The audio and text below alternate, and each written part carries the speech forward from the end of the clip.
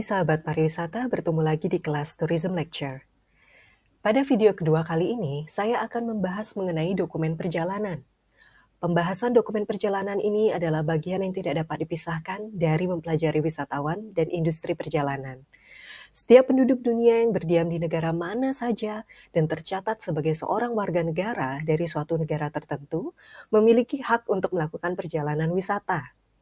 Begitu juga sama halnya dengan setiap warga negara Indonesia, atau yang disingkat dengan WNI, berhak melakukan perjalanan keluar dan masuk wilayah Indonesia.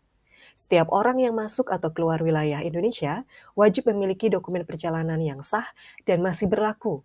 Begitu juga masyarakat internasional di negara mereka masing-masing.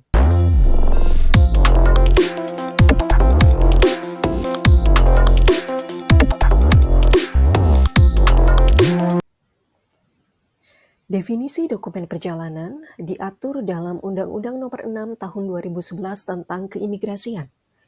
Lalu pada Peraturan Pemerintah Republik Indonesia Nomor 31 Tahun 2013 tentang Peraturan Pelaksanaan Undang-Undang Nomor 6 Tahun 2011 tentang Keimigrasian. Di dalam peraturan tersebut menjelaskan bahwa dokumen perjalanan adalah dokumen resmi yang dikeluarkan oleh pejabat yang berwenang dari suatu negara, perserikatan bangsa-bangsa atau organisasi internasional lainnya untuk melakukan perjalanan antar negara yang memuat identitas pemegangnya. Adapun definisi lainnya, dokumen perjalanan wisata adalah surat atau keterangan tentang identitas diri secara resmi untuk melakukan perjalanan, baik di dalam maupun luar negeri. Ada juga yang mendefinisikan tentang dokumen perjalanan wisata. Tidak hanya tentang surat identitas secara resmi saja, tetapi juga segala surat atau dokumen atau catatan yang dimiliki oleh seseorang untuk mendapatkan pelayanan perjalanan.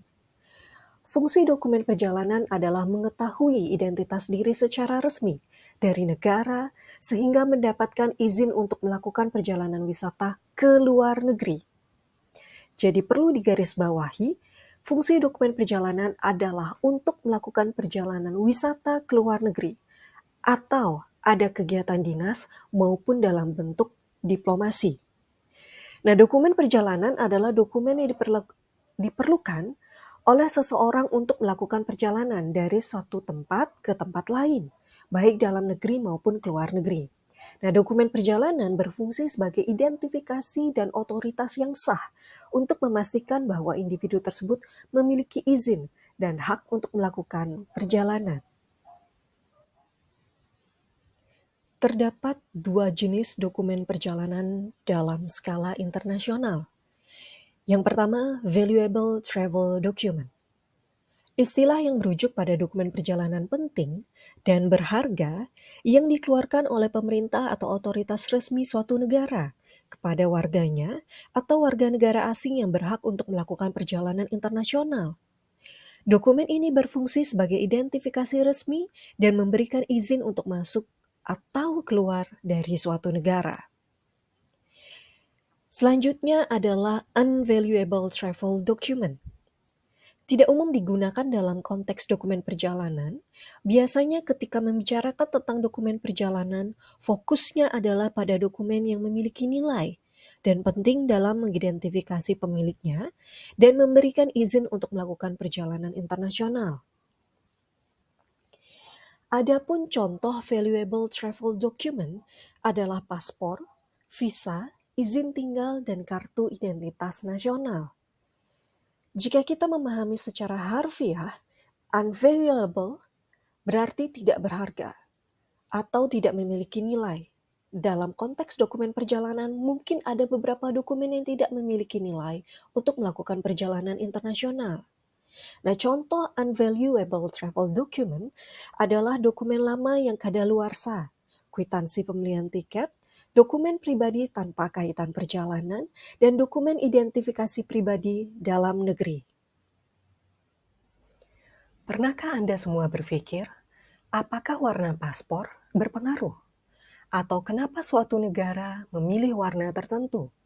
Atau ada hukum internasional yang mengatur warna paspor setiap negara? Nah, menurut Paspor Index, Mencatat dari 199 negara di dunia, paspor dengan sampul warna dasar kategori biru dan merah terutama paling banyak digunakan. Nah, untuk kategori biru, persentase hingga 39,2%, disusul dengan paspor warna merah 34,67%, warna hijau 21,61%, dan hitam hanya 4,52%. Kenapa ya? Tidak ada hukum internasional yang secara resmi mengatur tentang pemilihan warna paspor suatu negara. Pemilihan warna paspor lebih mengarah pada karakter negara. Berdasarkan foto yang bersumber dari Tirto ID, pemilihan warna paspor dipengaruhi oleh beberapa hal sebagai berikut. Yang pertama, warna hijau digunakan oleh negara-negara yang mayoritas beragama Muslim. Yang kedua, warna biru digunakan oleh negara yang menggunakan simbol sebagai New World. Yang ketiga, warna merah digunakan oleh mayoritas negara Uni Eropa dan termasuk warna paspor paling populer di dunia. Terakhir, nomor 4, warna hitam tidak banyak digunakan oleh negara-negara di dunia, termasuk dalam warna paspor langka. Bagaimana dengan Indonesia? Indonesia dahulu menggunakan warna hijau untuk paspor lama, sedangkan saat ini warna paspor Indonesia terbaru adalah hijau kebiruan, mendekati warna hijau toska. Berdasarkan Undang-Undang Nomor 6 Tahun 2011 tentang Keimigrasian, Pasal 1 Angka 15 menyatakan bahwa dokumen perjalanan Indonesia itu ada 2 jenis. Yang pertama, paspor Republik Indonesia. Yang kedua, surat perjalanan laksana paspor Republik Indonesia. Pasti kalian semua jarang sekali mendengar yang namanya surat perjalanan laksana paspor. Oke, dokumen perjalanan lainnya diperuntukkan untuk warga negara asing yang akan masuk ke wilayah teritorial Republik Indonesia. Nah, dokumen-dokumen tersebut mungkin sering Anda dengar. Yang pertama itu visa, yang kedua itu KITAS, kartu izin tinggal terbatas, dan nomor 3 itu kitab, kartu izin tinggal tetap. Pada slide ini, kita bisa melihat dokumen perjalanan yang pertama pada bagian kiri, itu adalah paspor Republik Indonesia. Yang selanjutnya disebut dengan paspor. Paspor adalah dokumen yang dikeluarkan oleh pemerintah Republik Indonesia kepada warga negara Indonesia untuk melakukan perjalanan antar negara yang berlaku selama jangka waktu tertentu. Dan pada yang nomor 2 bagian kanan, itu merupakan contoh dari surat perjalanan laksana paspor Republik Indonesia. Yang selanjutnya disebut dengan surat perjalanan laksana paspor. Nah, surat perjalanan laksana paspor adalah dokumen pengganti paspor yang diberikan dalam keadaan tertentu yang berlaku selama jangka waktu tertentu. Paspor memiliki 3 jenis yang terdiri atas nomor 1, itu disebut paspor diplomatik, nomor 2 itu disebut paspor dinas, dan yang terakhir itu adalah paspor biasa. Berbeda halnya dengan surat perjalanan laksana paspor. Surat perjalanan laksana paspor terdiri atas yang pertama, surat perjalanan laksana paspor untuk warga negara Indonesia. Yang kedua, surat perjalanan laksana paspor untuk orang asing. Dan yang terakhir, nomor 3, surat perjalanan lintas batas atau yang sering disebut dengan pas lintas batas. Paspor diartikan sebagai sebuah dokumen perjalanan yang diajukan oleh setiap warga negara terhadap pemerintah dengan kepentingan untuk keluar negeri, di mana dokumen tersebut berisi identitas diri, hak perlindungan, kewarganegaraan, dan juga hak untuk kembali ke negara asal. Paspor merupakan salah satu bukti identitas warga negara yang berada di luar negeri, di mana pemilik paspor tersebut bertanggung jawab dan berkewajiban untuk menyimpan dan melindungi secara baik dan benar terhadap dokumen perjalanan tersebut. Paspor diplomatik diterbitkan oleh Kementerian Luar Negeri. Pemegang paspor diplomatik memiliki kekebalan hukum tersendiri. Pemegang paspor diplomatik bisa masuk ke negara mana saja tanpa menggunakan visa. WNI yang dapat diberikan paspor diplomatik adalah Presiden dan Wakil Presiden, Ketua dan Wakil Ketua Lembaga Negara, sebagaimana dimaksud dalam Undang-Undang Dasar Negara Republik Indonesia tahun 1945. Menteri, pejabat setingkat menteri dan wakil menteri, ketua dan wakil ketua lembaga yang dibentuk berdasarkan undang-undang, kepala perwakilan diplomatik, kepala perwakilan Kanseler Republik Indonesia, pejabat diplomatik dan kanseler, atase pertahanan dan atase teknis yang ditetapkan dengan keputusan menteri dan diperbantukan pada perwakilan, pejabat Kementerian Luar Negeri yang menjalankan tugas resmi yang bersifat diplomatik di luar wilayah Indonesia, dan terakhir, utusan atau pejabat resmi yang ditugaskan dan ditunjuk mewakili pemerintah Republik Indonesia atau diberikan tugas lain dari menteri di luar wilayah Indonesia yang bersifat diplomatik.